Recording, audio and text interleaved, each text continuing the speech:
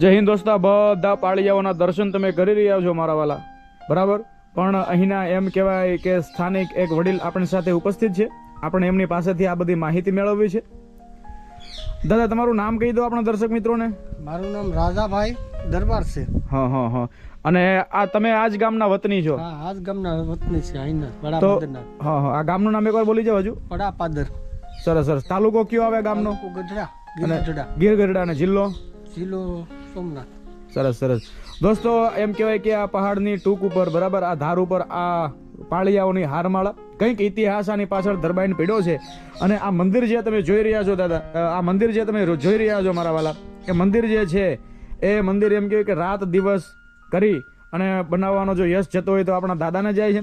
દાદા, આ પાળિયાઓ વિશે જે કંઈ માહિતી તમારી પાસે હોય, મતલબ કે કોના પાળિયાઓ છે, કેટલા વર્ષ થયા, અહીંયા શું થયું તેના વિશે માહિતી આપણા દર્શક મિત્રોને આપો, જેનાથી આ બધી વસ્તુ વિશે વિશેષ માહિતી મળે. આ પેલાના વડીલો એમ કહેતા કે અહીંયા ગામ હતું. ગામ હતું? ગામ જ હતું. હા. ને અહીંથી એક જાન પસાર થતી હતી ને, હા, એને આ લોકો છે વળાવ્યા હતા. વળાવ્યા કે ભાઈ જાનની રક્ષા કરવા માટે સાથે સાથે જતા. હા હા. ને અહીંયા એ જાનને ધીંગાણું છું ને લૂંટાણી. હા. એ પાળિયા જે જ્યાં જે મરાણા અહીંયા, હા. એ લોકો જ અહીંયા બેઠા.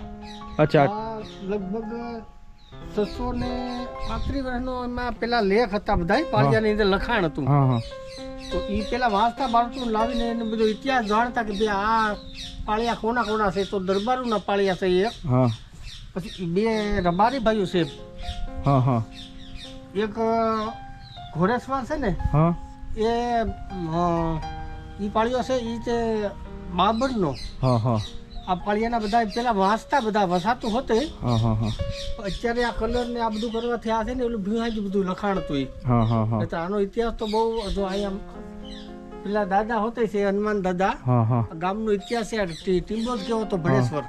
ટૂંકમાં આ બધું જૂનું ગામ હતું. જે તે સમયે જાન અહીંયાથી પસાર થતી તો લૂંટારુઓ કે જે કે લૂંટવાના હેતુથી આવ્યા, પછી જાનના જે વળાવ્યા હતા કે ભાઈ આપણો કર્તવ્ય છે કે ભાઈ જાનને કોઈ લૂંટવા માટે આવે, જાનને કોઈ નુકસાન પહોંચાડવા આવે તો આપણે જાનની રક્ષા કરવી. એટલે પછી ધીંગાણું થયું, બરાબર છે. અહીંયા એમ કહેવાય કે જે તે સમયે બાટકો બોલો ને પછી આ બધા ધીંગાણા કામ આવેલા છે બધા. વાહ ભાઈ. અને દાદા, તમે અહીંયા જો કે આખી જિંદગી તમે અહીંયા પસાર કરી છે, તમારું ગામ છે, બરાબર છે. અને આ જગ્યાએ મેં એવું સાંભળ્યું કે ભાઈ ઘણીવાર એવું થાય કે તમારી પાસે જો શ્રદ્ધા હોય, ભાવથી તમે નીકળો તો ઘણીવાર અહીંયાથી કંઈક તમને અવાજ પણ સંભળાય એવો, બરાબર? સંભળાય કે જો અહીંયા છે ને રાત્રે હોતા હોય ને સાદું ટકતા નથી. એનું કારણ તો નથી કે એ અચાનક પોતે જાગી જાય અને રોકડા થતો હોય, રડતી હોય બાજુ ઘણ્યું. હા. ને મારો કાપો એવો અવાજ થતા હોય. હા. એને લીધે જ આ કોઈ સાધુ અહીંયા રહેતો નથી. કારણ કે એને રાતની જો 2-3 સાધુ તો મને હોતે પોતે જ મેં એને વાત કરી ભાઈ તમે ટકતા નથી. એનું કારણ હું તો કે અહીંયા રાત્રે આવો આભાસ થાય અને રાતના ઝાંઝર ખકડે, આમ ગાડા દોડ્યા જતા હોય એવો અવાજ આવે અને બાયું રડતું હોય, કોઈ ગીત ગાતું હોય, એમાંથી ગીત ગાતા ગાતા પાછું રોજતું હોતું ગયું. આવો બધો મને ટૂંકમાં જે મંગળ ગીત ગવાતા એ છેલ્લે મરસિયામાં પરિવર્તિત થઈ ગયા.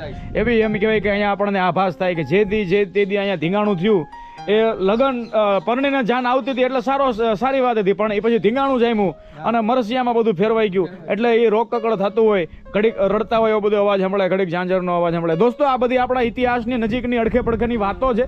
તમે જ્યારે પણ આવી બધી જગ્યાએ આવો, પાકું એડ્રેસ હું તમને આપી દઈશ. આ જગ્યાએ તમે દર્શન કરવા માટે જરૂર ને જરૂર આવજો મારા વાલા. આજે પણ આ બધા સુરવીરો જે છે એ અડીખમ પોતે ઊભા છે, પોતાનો અમૂલ્ય ઇતિહાસ અને એની સાથે જોડાયેલો બધો વારસો લઈને મારા વાલા. તો દાદાની પણ આપણે એમ કહેવાય કે ખૂબ ખૂબ આભાર માનીએ. અને દાદા, ટોટલ કેટલા વર્ષ પહેલાની આ ઘટના છે? 632 વર્ષ સુધીનું તો વાંચેલું હતું. 632 વર્ષ સુધીનો અહીંયા ટૂંકમાં અત્યારે સમય જતા દોસ્તો પાળિયાઓ જર્જરિત થયા એટલે વાંચવું થોડુંક મુશ્કેલ છે, પરંતુ 632 કે 35 કે 40 કે આળેગાળાનો સમય છે આ ધીંગાણું કે જે ઘટના ઘટી એનો. વાહ ભાઈ વાહ. દોસ્તો, એમ કહેવાય કે આ આપણા ઐતિહાસિક વારસાની બધી વાતો છે. બધા પાળિયાઓના મેં તમને દર્શન કરાવ્યા અને વિશેષપણે તમને દર્શન કરાવું છું. આ તમે જોઈ શકો છો. અને આ પાળિયામાં પણ ઘણું બધું લખાણ છે, તમે જુઓ. પરંતુ જર્જરિત થતા આજે આપણને એ બધું વાંચવું થોડુંક અઘરું છે. અહીંયા યોદ્ધાઓ છે, ઊંટ ઉપર સવાર યોદ્ધાઓ છે, તમે જોઈ શકો છો. અને અવારનવાર આ જેમના પણ પૂર્વજો રહ્યા હશે એ એમનો પરિવાર જે અત્યારે હયાત હોય એ બધા એમ કહેવાય કે અહીંયા અવારનવાર આવે છે, સિંદૂર સાફા કરે છે, ધૂપ દીપ અગરબત્તી કરે છે અને પોતાના પૂર્વજો જે છે એ ધીંગાણે કામ આવ્યા એમને એમ કહેવાય કે અહીંયા ધૂપ દીપ અગરબત્તી ફૂલ ચડાવી અને એમને જાણે શ્રદ્ધાસુમન આપતા હોય. અને એવી બધી આ બધી ઐતિહાસિક બધી વાતો છે મારા વાલા. ખરેખર આ બધું જાણવા જેવું છે, આ બધું જોયા જેવું છે, આ બધું દર્શન કરવા જેવું છે મારા વાલા. તમે જ્યારે પણ આ બધી જગ્યાએ આવો ત્યારે દર્શન કરવાને માટે અચૂક ને અચૂક આવજો. દાદા બીજું કંઈ તમારે કેવું હોય આ જગ્યાએ લોકો દર્શન કરવા આ બધા ટૂંકમાં એમનો જે એમનો પરિવાર અત્યારે હયાત હશે એ લોકો તો અહીંયા આવતા હશે? તો આવે. વાહ ભાઈ વાહ. સનખડા ના છે દરબારું ગોહિલું છે, હા હા એ લોકો આવે. હા. અને વાવડાથી આ જે બાબર છે ને હા એ લોકો આવે. વાહ ભાઈ વાહ ભાઈ વાહ. અને આ જગ્યાનો પ્રતાપ કેવો? તમે તો અહીંયા જિંદગી ગુજારી છે મારા વાલા. આ જગ્યાનો પ્રતાપ કેવો? આમ આ જમીન જે છે હજુ આમ આપણને એમ થાય કે ભાઈ અહીંયા કંઈક કંઈક છે, એમાં તત્વ છે કંઈક. હા, અહીંયા તો બધા એમ કે પેલા તો હતો કોઈ એવો ભાસ કોઈ નાગ નો થતો. હા હા. કે ભોલાનાથનો અહીંયા છે એ એક બ્રાહ્મણ હતા ને, એ ઘણા વર્ષ પહેલા અહીંયા એક નાની ડેરી બનાવી હતી. હા. ને તે પછી અહીંયા ભગવાનની દયાથી મારી પાસે કંઈક થયું તો મેં એક વર્ષથી આ મંદિર બનાવ્યું એકલે. આખે આખું મંદિર તમે એકલા બનાવ્યું? એકલે બનાવ્યું. વાહ વાહ. સડોતર કામ જ એકલે બનાવ્યું. હા હા. વાહ ભાઈ વાહ. અને તે પછી હવે હમણાં આ મહિનામાં જ આની પ્રાણ પ્રતિષ્ઠા પંચદેવની કરવાની બાકી છે.